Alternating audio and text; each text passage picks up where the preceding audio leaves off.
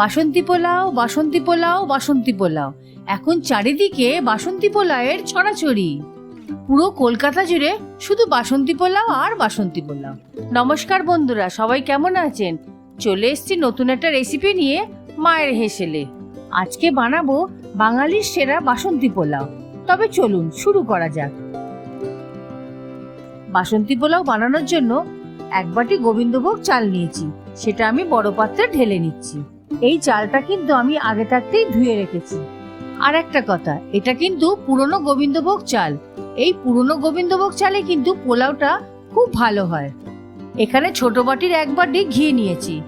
পরিমাণ মতন হলুদ দিয়ে ভালো করে মিশিয়ে নেব।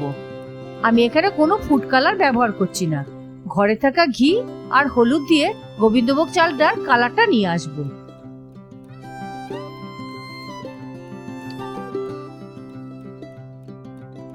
এবার এই ঘিটা চালের মধ্যে দিয়ে দিচ্ছি। সাথে কিছুটা গ্রেট করা আদাও চালের মধ্যে দিয়ে দিচ্ছি। এবার চালটা হালকা হাতে খুব সুন্দর করে মিশিয়ে নেব।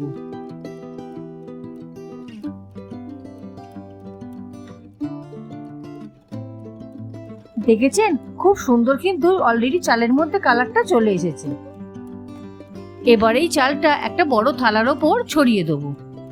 এবার চালটা ছড়িয়ে দিয়ে পাখার তলায় 10 থেকে 15 মিনিট দিয়ে দেবো, যাতে চালটা ভালো করে শুকিয়ে যায়। চালটা শুকালে কি হয়, চালটা ধোয়ার সময় যে জলটা ছিল সেটা শুকিয়ে যায়, পড়ে থাকবে শুধু ঘিটা। আমি এখানে চালটা খুব সুন্দর করে বিছিয়ে দিয়েছি। এবার পাখার তলায় দিয়ে দিচ্ছি। এদিকে কড়া বসিয়ে দিয়েছি। আজকে কিন্তু পোলাওটা কড়াইতেই করব। এবার পরিমাণ মতন তেল দিয়ে দিচ্ছি। তেল গরম হয়ে গেছে। 3টে মতন তেজপাতা দিচ্ছি। সাথে কিছু গোটা গরম মশলা দিয়ে দিচ্ছি। ফোড়নটা হালকা একটু ভেজে নেব। এবার বেশ কটা হাফ কাজু তেলের মধ্যে দিয়ে ভেজে নেব। কাজুটা কিন্তু বেশিক্ষণ ভাজা যাবে না, বেশি ভাজলে তেতো হয়ে যাবে। এবার এর সাথে বেশ কিছুটা কিশমিশ দিয়ে দিচ্ছি। কিশমিশটাও হালকা হাতে ভেজে নেব।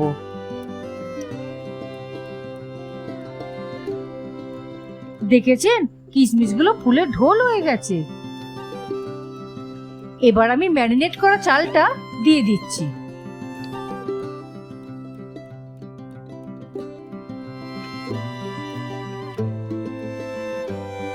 এবার চালটা হালকা করে একটু ভাজতে হবে। জয়শ্রী রয় বলে এক দিদি আমাকে বাসন্তী পোলাও বানানোর জন্য বলেছেন, তাই ওনার জন্য আজকে বাসন্তী পোলাও বানিয়ে দিলাম। আপনারাও কিন্তু আপনাদের পছন্দ মতো রেসিপি কমেন্ট করবেন, সেটাও কিন্তু আমি বানিয়ে দেখাবো।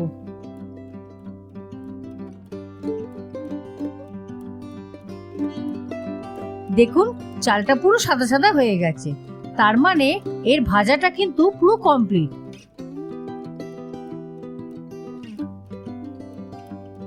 এবার যে বাটিতে চাল নিয়েছিলাম সেই বাটির মাপেই 2 বাটি জল দিচ্ছি। এই জলের মাপটাই কিন্তু আসল, এটা মাথায় রাখবেন। 1 বাটি চালের জন্য 2 বাটি জল। এবার হালকা হাতে একটু মিশিয়ে নিচ্ছি, দেখবেন চালগুলো ভেঙে না যায়। এবার স্বাদ মতন নুন দিচ্ছি। এবার বেশ কিছুটা চিনি দিচ্ছি। আপনারা যেরকম মিষ্টি খাবেন সেরকম চিনি দেবেন।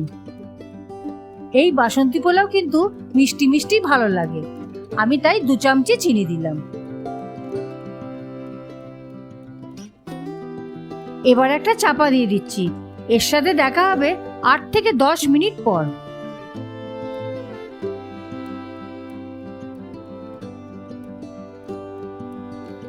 বাহ, কি সুন্দর গন্ধ বেরিয়েছে। চালটাও খুব সুন্দর সেদ্ধ হয়ে গেছে। এবার হালকা হাতে মিশিয়ে গ্যাস বন্ধ করে দেবো, দিয়ে ঠান্ডা করতে দেবো। আর ঠান্ডা হলেই কিন্তু একদম ঝরঝরে হয়ে যাবে।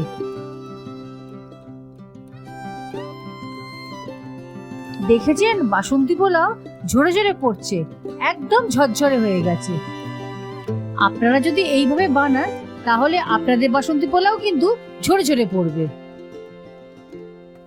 এই রকম ঝরঝরে বাসন্তী পোলাও আর সাথে থাকবে কাশ্মীরি আলুর দম, এক কথায় জমে যাবে। এই বাসন্তী পোলাওটা কেমন লাগলো নিচে কমেন্ট করে জানাবেন। আর এই চ্যানেলে নতুন হলে সাবস্ক্রাইব করবেন আর লাইক করতে যেন ভুলবেন না। তবে দেখা হচ্ছে পরবর্তী কোনো এক নতুন রেসিপি নিয়ে। আপনারা ভালো থাকবেন, সুস্থ থাকবেন আর আমার সাথে নতুন নতুন রেসিপি বানাতে থাকবেন।